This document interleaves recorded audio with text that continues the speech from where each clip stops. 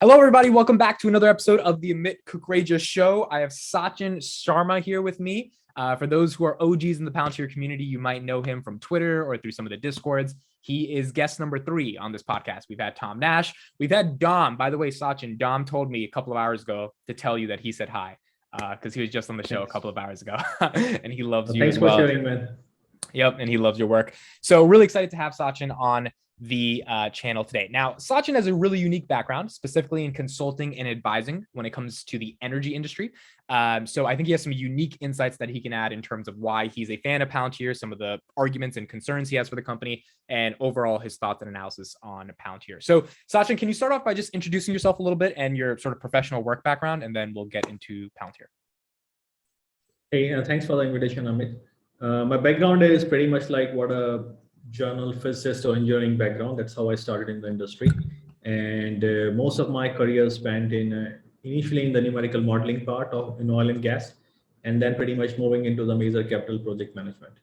And this is where, slowly I moved into strategy consulting, and I kind of it was a time when the digital transformation was starting. So a lot of work we were doing was related to large scale digital transformation. So people don't make strategy consulting change after like 15 years in industry. So it was a bit different in my case.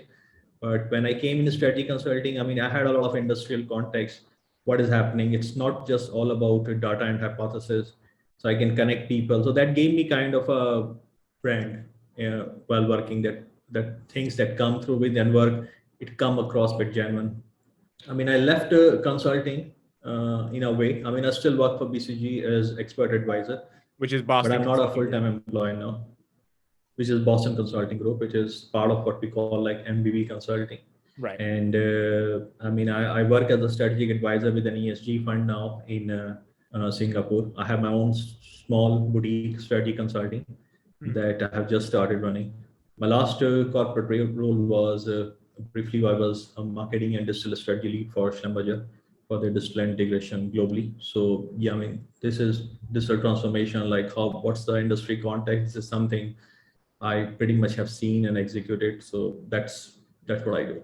Before we get into Palantir, can you define for people who don't know what strategy consulting is in general? So in a simple way of strategy consulting is if you need to say you are at a point A and you want to go to point B, and the steps that will take you from point A to point B is the strategy. Right. So we advise, and so it involves like working with companies and regulators sometimes to identify, like sometimes companies or organizations have not a right context what their current point or current positioning is. Okay, because of disruption. Sometimes they don't have idea or they want some advice, what could be a point B will look like, and then pretty much we go around like how we go from point A to point B. Right. Disruption has decimated a lot of industries. It has created a lot of new sectors. I think corporate is very smart now. Governments are actually also very keen now to understand what the future trends look like. The pace is very fast. So that's pretty much give us a lot of exciting work to do about it.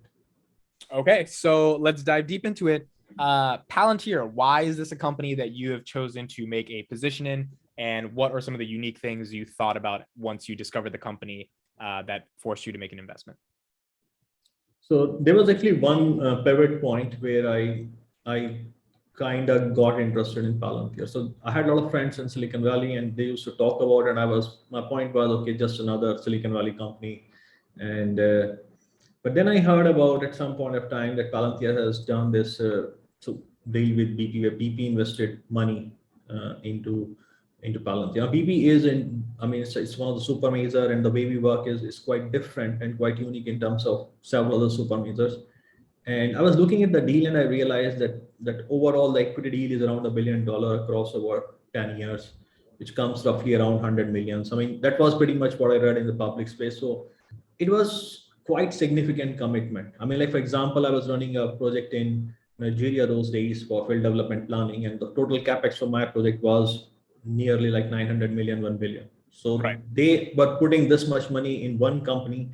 So exactly like what they are trying to achieve, where they have their own resources, they have disposal. All large companies are, happy to work with Palantir. So there was something that caught my attention, and why. Another thing was that if I look the largest deals in the digital space in oil and gas those days, which includes even scope beyond analytics like softwares and services along with it. Right. The largest deal was of the order of 70 million a year. So I was saying that BP is going, and BP has done a deal with this company, which is already 40% above anything has ever happened in oil and gas. Right. So what they are trying to achieve. And of course, then I started following it. I saw, learned over the time, like the work Palantir has done with BP in North Sea. And that's pretty much my starting point, is that this is something different. And initially the information related to it was bit in pieces. The second was, then once the clients started speaking about it, and of course, I mean, I work in industry, I mean, I work in strategy consulting, so you do get to talk to a lot of people. You ask their point of view about it. And yeah, I met people sometime who have their kids working for Palantir, and sometimes people, like, we were doing something and Palantir name pops up. So the pieces started to coming together. Can you give us some insight into that, into like talking to people that have firsthand experience with Palantir? Did they describe it in a certain way that turned you on when it came to the investment? So there were like two things which caught my attention. People who work for Palantir, they're actually very close-hearted. Like they don't share much. Yeah. I mean, I have interaction with Palantir team as well. I mean, in one of the meeting and talk to about it. But one thing what I learned is, like, I asked the father of one of the person, like, who was working for Palantir is, I hope she is still working for Palantir, that I mean, why she picked Palantir out of college.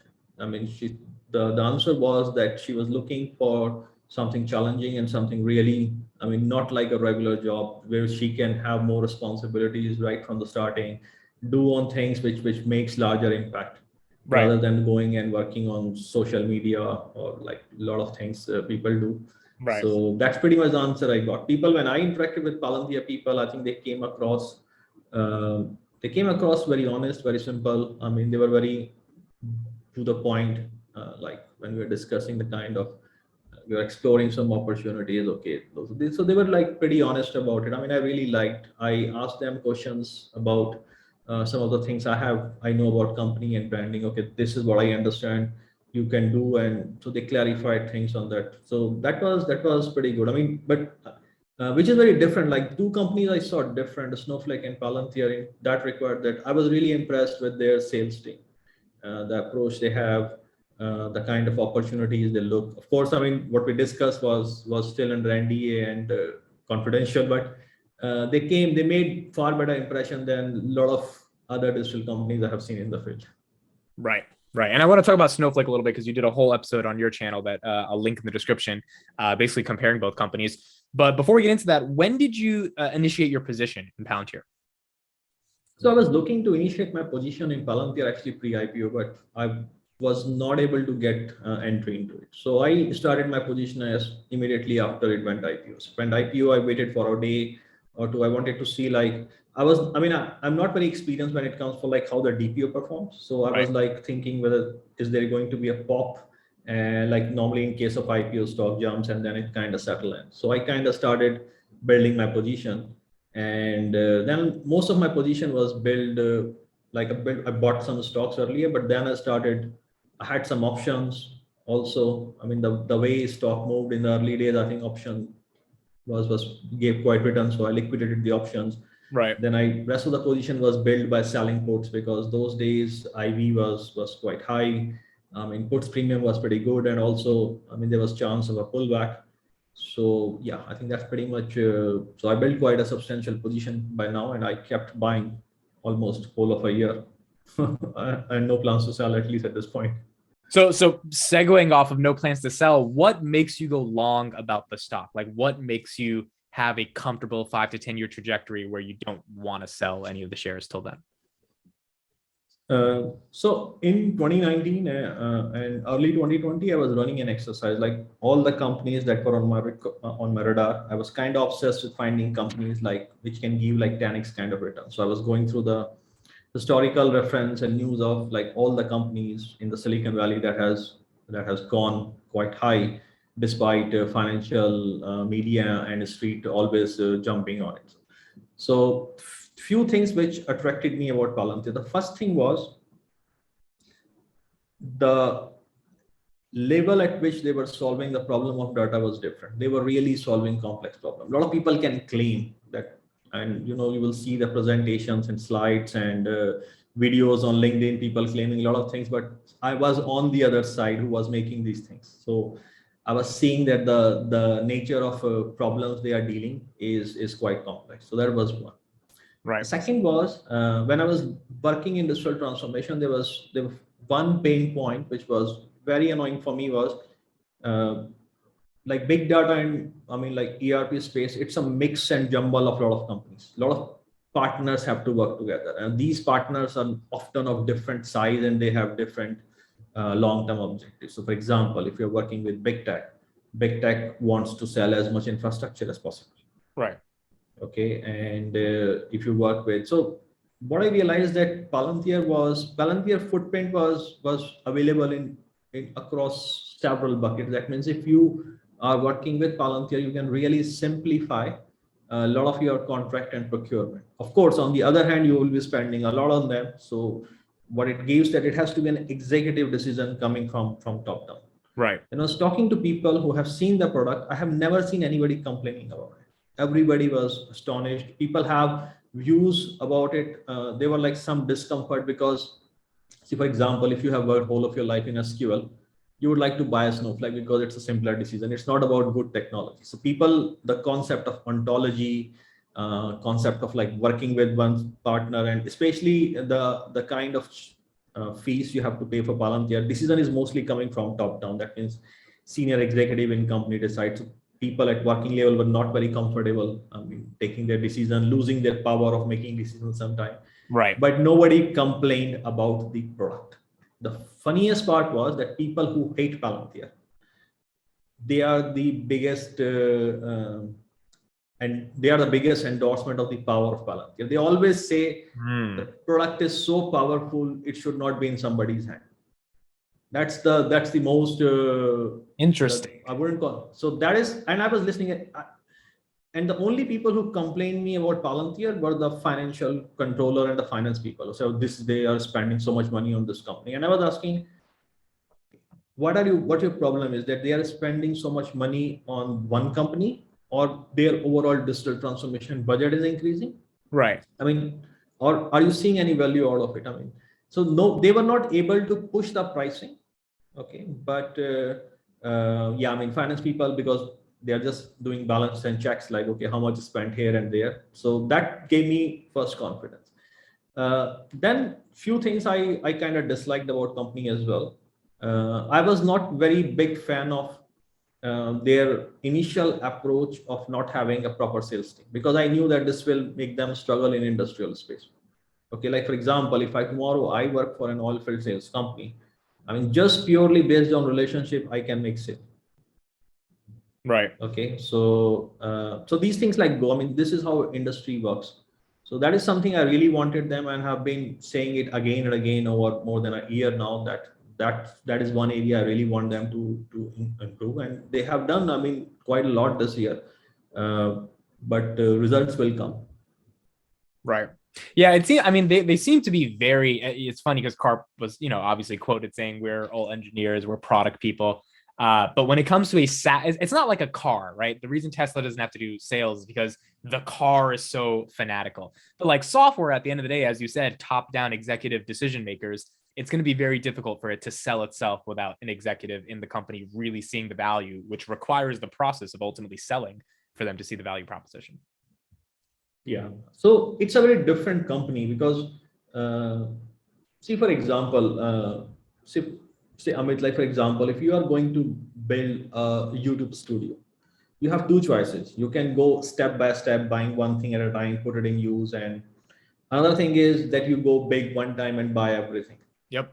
So that decision of buying everything to solve a larger problem in one go, I think it comes with a different kind of challenge. And if you put it in terms of industrial setting, there are sales channels, there are relationship, And then there is always a fear that, do you really want to marry a company? Because if you are so much dependent over a company, would it be a strategic mistake in long term? So that's what I would say. People in industry and business, they think a lot of different contexts. They just don't see the technology. Sometimes technology is irrelevant. Right. So that is something which I mean, it's funny, but things work in this way. Right. Can you break down this concept of ontology? Because I've made some videos on it, and ontology is defined as the state of being of something. It's sort of like the ontology of the chair is for people to sit on it. That's the purpose of the chair. So when Palantir has talked about ontologically becoming the backbone of an organization, the way I interpret that is that they take everything that the organization needs in order to be successful, which in this day and age, in the digital day and age, is the data that they have to optimize. They centralize it in one place, and through software with AI and ML, it becomes the ontological framework or foundation for the organization to even function and eventually make really strong decisions that saves them a lot of money. So what is like ontology to you, and how do you think Palantir sort of integrates with it? So let me try to explain it in a very non-technical way, and let me just differentiate. Like, for example, we have been working with database and relational database for a very long time. Okay. So relational, I mean, in a simplest way, you put a structure, there is an object, it has some attributes, you fill value to that. Okay, that is one database. I mean, then people have moved to the concept data layer where you literally dump everything there, and then you can pretty much extract, transform, and load from it. I mean, you're trying to get information out of it. See, ontology in the simplest form, if you want to see, is that it connects data and their relationship in more a living way. Okay. So basically, if you have 20 different data sets, so ask someone who has done the merging of two relational databases. I mean, he can tell what kind of nightmare that is, or changing one data set from one format to other. Okay. Now, what ontology does is it kind of connects. So if you have like different kind of silo data, it will connect and it will start building the relationship across it. That how two different pieces from organization from very unrelated data sets are actually related with it. Right. Okay. And then it's a kind of a living being because it tracks it. Okay, something has changed here. What does it mean? Something changing on the other side. So that's what it captures in terms of essence. Right. Yeah, no, that makes a lot of sense. I mean, when you talk about data and then the relationship that data has to inform to the company through multiple different variables and multiple different databases, if all of that could come together in one place, and Palantir could use really advanced technology to just give you the answers without having to do a lot of those conversions, that seems like it could ultimately be very powerful. Why do you think? Oh, go ahead. Yeah. Go ahead. So the best analogy to explain that is that if you have two switch in your room, you plug one, I mean, you switch on something and light pops up. You switch on another and you don't know what's happening. Right. So you really don't bother like what is happening with the another switch because you don't know the relation of it. Right. And that is what happens in organization when they are sitting in silo. They are doing something and they do not understand the butterfly effect it is going to create on the other part of the organization. The ontology actually tries to track it. That when you are doing something, what is the butterfly effect? How does it change the action for someone else? And tell them, because something has happened on that side of the business, a supply chain, that means now you are exposed to this risk or you have this opportunity. Right. Now, at the end of the day, what you're describing is just a software that is able to analyze data and give you good recommendations for it. And it's very simple, even though the technology is very complex. If the concept behind it is as simple as analyze data, give good recommendations, what is stopping an Amazon, Microsoft, or Google from just like coming up with the technology that can simulate that, even if their technology is not as advanced Palantir, if they could give a somewhat of a discount, but still offer 80% of what Palantir is doing, why doesn't that stop them from ultimately competing with them? There are three reasons for that, Amit. The first reason is like when you build technologies like this, you make some very focused decision early part on the career. I mean, like for that, there were some decisions taken for Palantir, like what kind of technology they want to build. Like for example, their idea is that augment people with kind of analytics power. Google idea of technology is to replace people. What do you mean by that? Okay, so like for example, if you take the research and the work that automation that a lot of work Google is doing, they always think like how technology can replace a certain job and a person out there. So thing is like there will be always be things. So basically what I'm trying to say is that two different technologies, even though they are very good, they have a very different evolution path, and you learn through it and you build certain defenses around it. Okay, though Google and Amazon have a lot of resources on their disposal, first, as of today, their first focus is infrastructure work. Right. Okay, because that is where they cannot breathe, because I mean, all the big three, big four are putting a lot of money out there. So that is first. The second is the kind of how much data you can trust with Google. I mean, organization point of view. I mean, despite whatever Google says, that is the trust is another one. The second is like when nobody talks about in detail about the data confidentiality, like how to build the framework for GDPR and all that.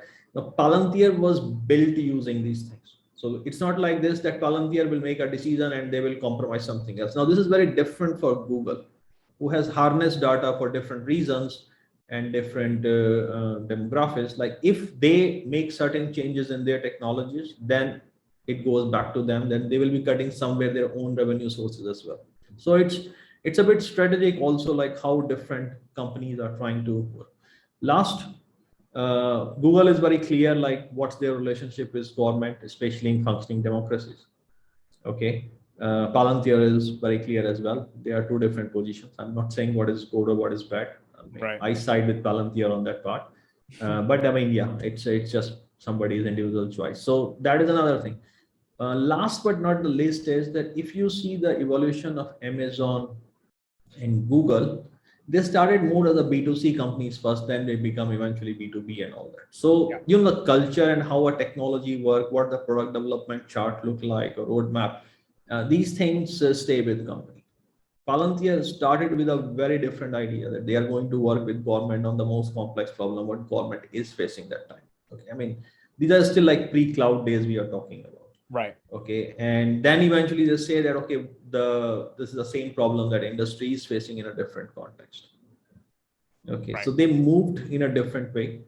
So can they build? Yes, I mean, not only like Google or Amazon, I think a lot of other companies can also come and build their products. The question is, do they have that much time and do they have that much resources, and can they build that kind of relationship which gives them those kind of avenues to do? Right. Right. Yeah, no, that makes a lot of sense, especially because for a good 15 years, they were subsidized by the US federal government to really improve what this software could potentially become. And when you have such a narrow focus on just this core software and this core technology, it ultimately becomes, it kind of becomes impossible for other companies to match that level of dedication and focus for just one core offering, even if they were to copy it and offer it in some way. Makes sense.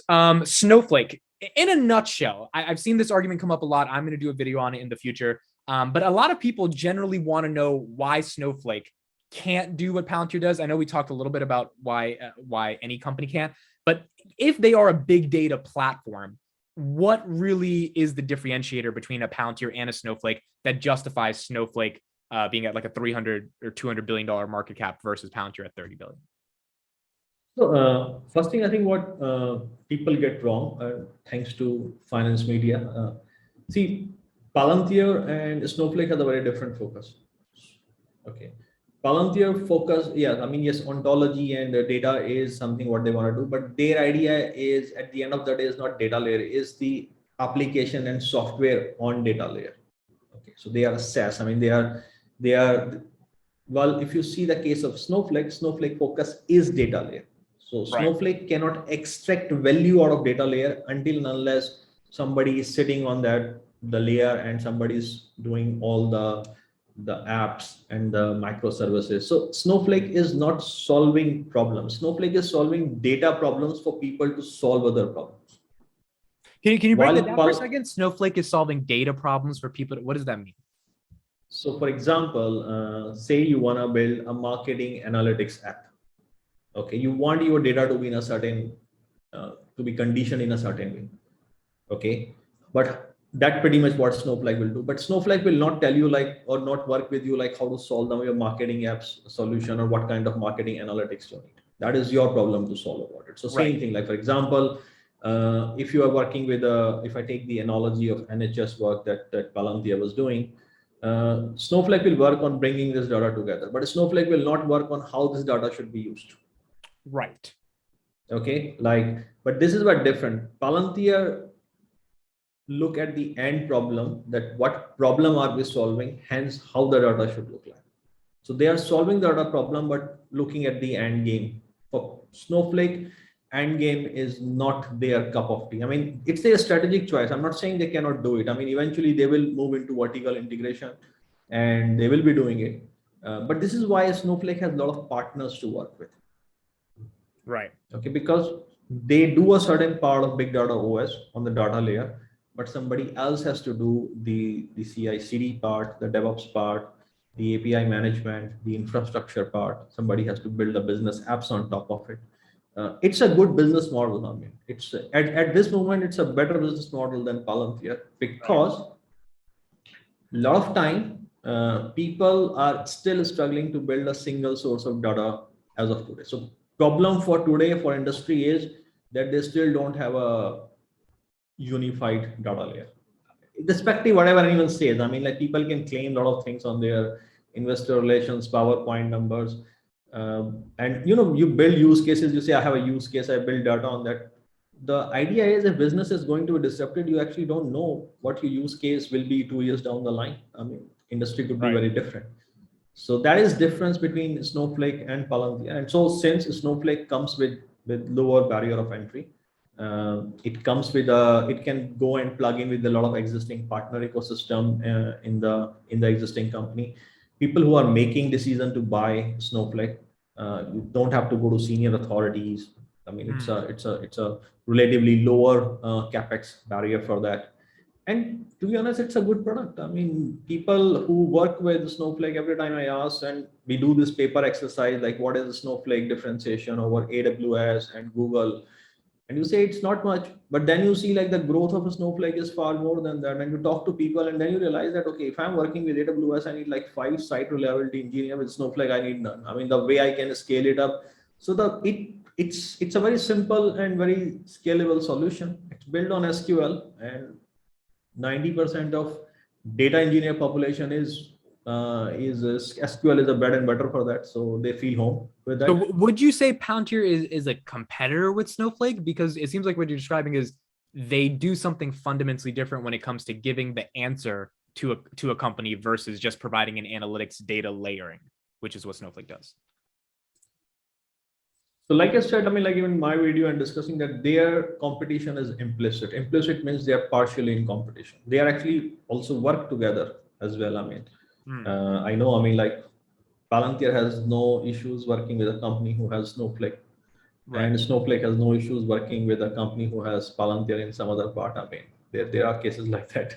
Right. So the implicit, in a way, see, at the end of the day, the purpose of business is to make revenue from the service you're providing, and the revenue which client is spending at this particular point is building a data layer first. That's where most of the clients are. So that means the same dollar is being chased by Palantir and the same dollar is being chased by Snowflake. So they are in competition in that sense. Right. Got it. So you and I are, I would say we're smart guys, but we're not the smartest guys in the world. The smarter guys are on Wall Street that own a lot of money and have institutional capital. Why do you think we've seen such a recent downturn in Palantir stock? Now, obviously, inflation concerns, macro level economic concerns, but are there any sort of core fundamental reasons that you think has led to the sell-off in the stock?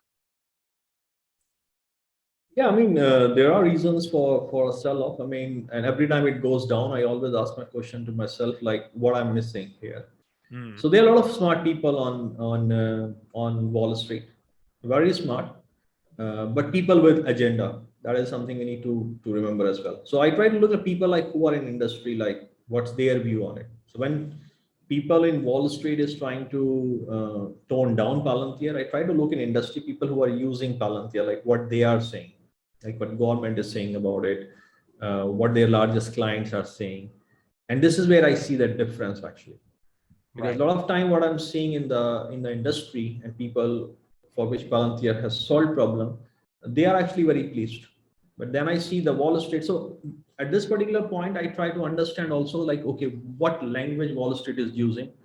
Okay. I mean, Wall Street has in past has also missed companies like Amazon and Tesla. So they also have a blind spot as well. Okay. So my view is that Palantir is falling into that blind spot. Do they have agenda? I mean, see, we have to check it from an outside-in perspective. Like for example, when people are discussing about Palantir on CNBC or other channels, they say, okay, it's a black box. Okay, fine. Now, Palantir people are coming to interview with you. Why don't you ask them? Please explain this black box. Because if that is your concern, I mean, that you are telling people not to buy. Now, another funny thing is when Palantir goes to 27, 28, I see a lot of people become bulls on this finance channel. Okay. And when it goes to 18, 19, then they become beer on financial. So, I mean, company hasn't changed. Company's fundamentals are still same. Okay, the big data and the cloud infrastructure, I mean, the market will go almost 20 times from here, where, I mean, you will do a lot of different things. So not only one company will go that far. I mean, a lot of companies will capture that. So it's still a company that is having revenue growing from 40 to 45%. It has certain challenges. Like for example, Palantir growth is self-constrained. That means they are only able to grow as much they have the resources themselves. Right. Because they are not able to reach everyone. Well, the Snowflake is growth is constrained by market. That means they have resources, they have partnership network, they have a self-serving platform. So they can only grow now as much the market reach for them is growing. So Right. that is big different. Of course, I mean, Snowflake has investors like Warren Buffett. It went through IPO part. It's a very politically neutral company. Right. Okay, it's a typical Silicon Valley company, stands for all the right reasons, right topics Silicon Valley raised for them. Okay, it has a CEO now, which is a Wall Street kind of a guy. Okay, so and it's a good company. I mean, they do and they solve a lot of problems for people. So, and this is what I have discussed in past, and these are not my words. That for me, like when I see Snowflake and Palantir, those I like both companies. Snowflake, I see an issue of valuation, and Palantir, I see an issue of execution. Got it. No, that makes sense to me. And I think that ultimately determines why Wall Street doesn't give the value to the stock right now. How do you feel about the outstanding shares and dilution? Is it a major concern for you? Is it something where if you see more and more dilution, it would cause you to sell your position early? So, dilution, I mean, I knew the dilution will be high for this year because the company has been private for so long. Okay, and following 2015, the valuation of company was stagnant in private market. That means you can only sell. And so, for example, if you're working for Palantir and you get a stock in 2015, the value has not changed, you will not sell. A lot of people will not sell for it. Right. So that pretty much one of the reasons that we saw a lot of insider selling, because people, it doesn't mean that people want to go out because they need this cash out, and a lot of options are expiring. So that is one. The number of shares outstanding, I don't think that's a concern. Actually, I think that's a good thing, especially for a company that can go big. So here's the caveat: if Palantir fails to work or fails to improve as a company of big league like Google and all, then it's an issue. See, for the case like you see Apple. Okay, I mean, you see how much share outstanding Apple has. Actually, it has more share, but but why it's not a concern, because the company is so good and everybody is so positive about it, that a large portion of their share is actually out of trading because people are just holding it. Yeah. Yep. Okay, so that is what Palantir has not reached yet. Okay, I mean, so you don't think 1.8 billion shares outstanding at this valuation, 35 billion, like most people really hate on that as like one of the bear arguments you see. You don't think it's a big issue as long as their growth continues? No, I think it's to me, I think it's providing immense liquidity, and it provides people to play along with options. Actually, to me, it's an opportunity. I mean, see, for example, if a stock price is high, people engaging in that stock and company are less because the unit price is high. Yeah. Yeah, that makes sense. So the more shares there are, the less the price is, which is kind of the reason why people do stock splits, right? It's why Tesla did that major split, because trading Tesla at 5,000 is harder versus at 400, even though it's. So I'll give you an example. So yesterday I was looking for one of the company. I mean, I recently went IPO.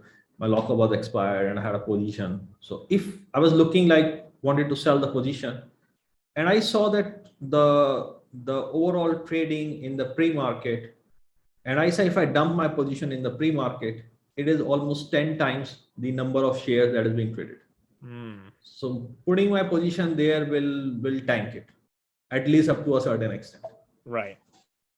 Now, if I'm dealing with Palantir, and for whatever reason, if one day I decide to dump Palantir, it doesn't matter. For example, if I'm in the KL and 5 minutes before market is closing in after hours, and I say selling. So I feel actually pretty good that kind of liquidity about the stock.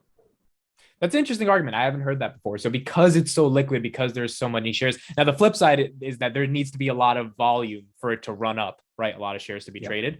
But in general, nothing's going to tank the stock if you sell 1,000 shares tomorrow, basically. Okay, super interesting. The last thing I wanted to ask you about is Cathie Wood and ARC and innovation. I guess I just wanted your perspective. Do you think she's on the right track? She just came out with an article. It was a 24-minute long ass article that basically said that these stocks are in deep value territory, which is that the S&P is at all-time highs, up 24 times from last year. And she thinks that market is in an actual bubble versus the growth stocks, because there's never been a moment in time where the growth stocks, or at least really high growth tech stocks, have been so depreciated and the rest of the market is flaring. Do you think that is the right mindset in the context of doubling down on these high conviction stocks? Or do you think she's playing with fire and hopefully Palantir is correct, but it might not fully hold up with the fund? So two reflection on that one. Whether she is playing with fire, I think based on the way I do investing, I think there are certain stocks in the portfolio which I would say, they are quite risky, and I would say just closer to playing with fire. But then she has a portfolio and she has a mandate. She's working accordingly, that she has a track record behind her. So I will give it to her. I agree with Cathie that growth stocks are in value territory. And actually, I came on this conclusion even earlier than that, because the point is, for example, say tomorrow S&P crashes for 20%. Let's say. If S&P will crash 20%, Palantir will probably crash 40%. Right. Okay, that means Palantir may get 10 or 11. But see, company has literally no debt. It has cash coming in. Company will still keep on working. That particular time, company is kind of delinked with the stock value. Right. You can talk about the value is 20 or value is 40. But if company is doing well, people will eventually realize that, okay, at the bottom of market, we need to buy companies which have strong cash, low debt, and heavy moat and large total addressable market. Right. So I agree. For example, a large company, if it goes, and we have seen, for example, we saw how the GE went down even when the market was going up. Who knows when GE will reach that kind of high again?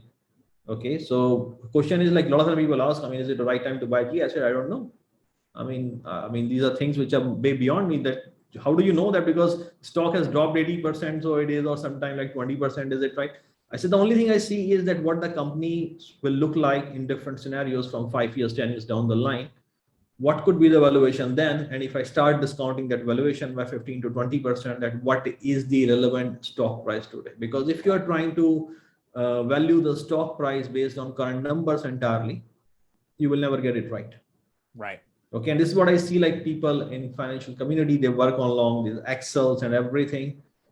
See, if you are betting on growth, then you need to have a 3 years, 5 years, 7 years, 10 years outlook. Okay. Yep. In different scenarios, what company will look like, what its free cash flow will look like, what its debt level will look like.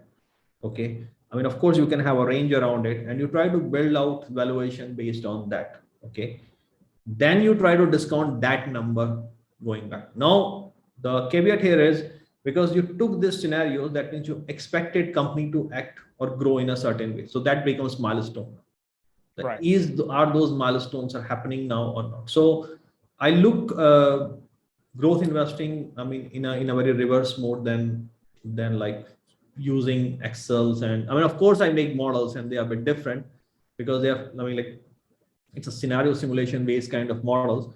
But yeah, I mean, that's pretty much how I see. So when I look back and I see, okay, I mean, I see that the whatever price assessment I have, I mean, I find it extremely undervalued at times. So I say, okay, I mean, think from very simple point that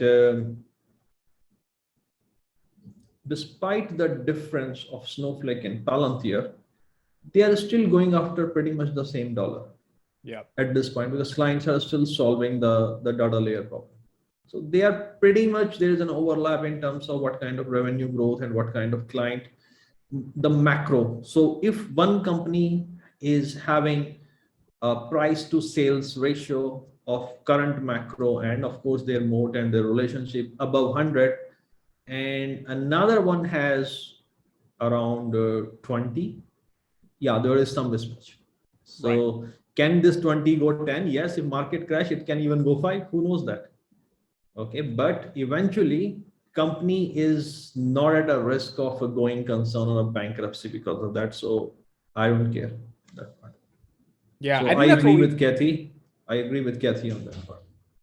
I think that's what we've seen in the past couple of weeks, and it can go much lower, but like the high 17s are a big form of support for Palantir because every time it gets there, and this happened back in April, I think most people are like, this is ridiculous, and they just start buying it up at when it gets to low 17s. Now, can it go lower with variables? Of course, but there are certain moments where you're like, okay, $17 for this type of a stock starts to feel like $100 pre-split for Tesla. Like when we factor in the monopolistic tendencies that this company has and the high growth potential over the next decade. So I think two mistakes which I made with Palantir this year is, so this is where again we go for the high liquidity part. So company has a high liquidity and low institutional value as of today.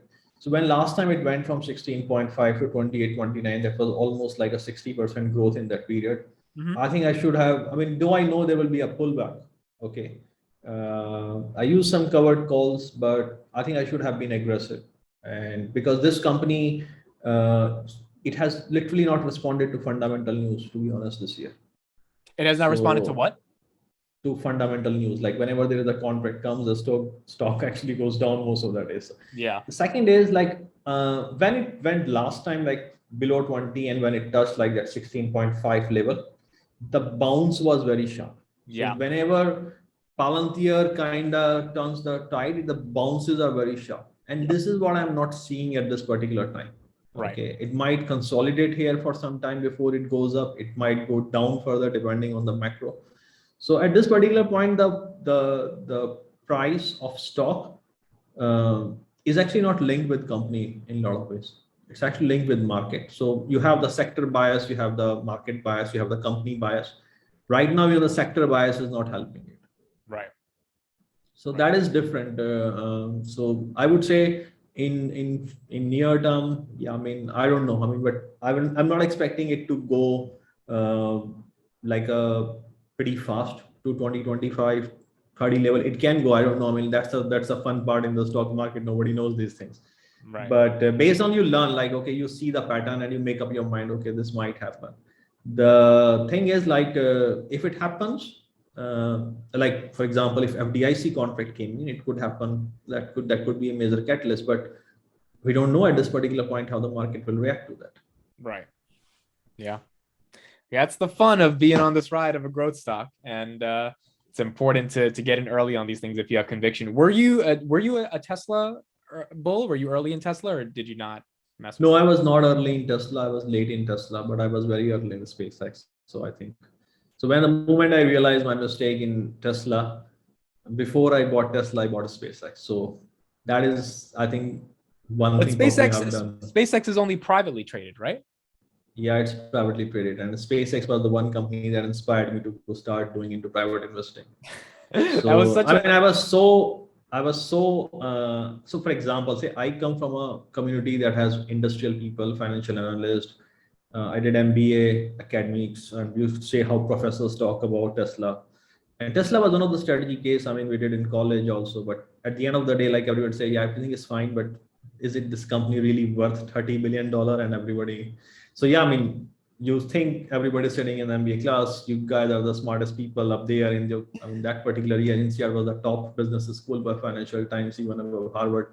So you think, yeah, and you've been trained, and see, that's a difference between, I mean, like, this is what I've seen, like, if you do a MBA from European schools, they are very much driven by the theory of random walk and the valuation and all that. So it's part of your DNA. Yeah, it's kind, but then I started realizing over the time that there is a different way to frame things, which I'm missing, because there was a point I was obsessed about growth companies, like why people miss that. And I was doing my research. So for example, like when everybody was saying Tesla is profitable because of EV credit, that was the bear argument those days from Wall Street. What I was looking is, see, you are selling a car of $40,000. You save $10,000. Okay. You have what will you do with that $10,000? Because that's pretty much a profit. You can declare it as 5,000 as earning, and you can invest 5,000 back. But Tesla was putting whole 10,000 back. So their earnings were zero. Right. Then when Volkswagen sells a car in China or in US, they pay money to Tesla. So of course, Tesla will only be profitable because Tesla needs cash, and these are giving free cash to Tesla. Why would it worry about earnings? Right. So the moment you frame it that way, that Tesla is getting money when Volkswagen is selling car, and Tesla is putting this money in their factory, which will eventually create a perpetual revenue for them, it was a whole different framing of the same problem. So the moment I started realizing it, I realized that, yeah, I mean, there is probably, for a street, it is very difficult. So I realized that a lot of people on the street have the same problem, which I had when I was working with my MBA community, and everyone is, because we are so ingrained on thinking in a certain way. We want to make risk-free decision, that we want every evidence in front of us. So if you wait for that, people who waited for that, they invested in Amazon earlier this year. So that doesn't happen. It's so interesting how if you just frame the argument in a different way, your entire mindset changes. And when your entire mindset changes, the actual decisions you make with your money may change, and that totally affects the trajectory of how much money you make in a given company. So makes a lot of sense. I think we're going to end it there. Thank you, Sachin, for taking your time out of your day. Really, really appreciate you taking your time. I will link your YouTube channel in the description and your Twitter. Everyone should go subscribe to him and check him out, and check out his thoughts and comments on Palantir and investing in general. And yeah, any last words, anything you'd like to say? No, I think there's only one thing I share with most of the investors, meet around, is that, build your own thesis. There is always, everyone has quite a unique circumstances. Like my circumstances stopped me from doing a lot of public trading because I was privileged with a lot of insider information at a time. So anytime I need to make a trade, I actually have to go through an insider clearance. Right. Okay. And when you go through with that, you realize that the only place you have to invest is ETFs. Yeah. So, that is what forced me, the two things that I wanted to move towards private investing. And the second was the obsession for the growth companies. So I realized that companies are staying private longer. So I need to get in early. Right. When I realized my mistake in Tesla, instead of jumping on Tesla alone, I said, okay, first I need to go for SpaceX, right, which is being restricted if I can enter now. So you need to understand that there is always opportunities, and there is always like kind of a unique way of approaching for each and everyone. So try to find it out. Got it. I love it. Develop your own thesis, get your own conviction, and make your own decisions and stay true to them. Thank you so much, Sachin, for being on. And until next time, talk to you later. Hey, thanks, man. Really appreciate for the invitation. And thank you again. All right. Thank you, Sachin.